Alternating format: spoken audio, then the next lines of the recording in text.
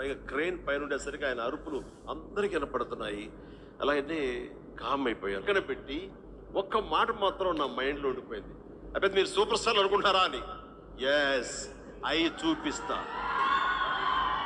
ఆ ఒక్క ముక్క మాత్రం నా మైండ్లో నా మదిలో ఉండిపోయింది. కసి పెరిగింది. ఈ అవమానాన్ని దాన్ని ఆయన మీద రివెంజ్ తీర్చుకునే కంటే కూడాను దాన్ని నేను ఎదుగుదలకు నా స్టెప్స్గా నేను వాడుకున్నాను. ఇది వాస్తవం విజయ్. ఇలాంటివి చాలా జరిగింది.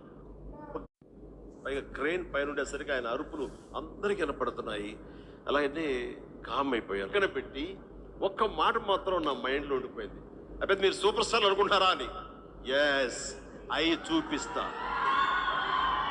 ఆ ఒక్క ముక్క మాత్రం నా మైండ్లో నా మదిలో ఉండిపోయింది. కసి పెరిగింది.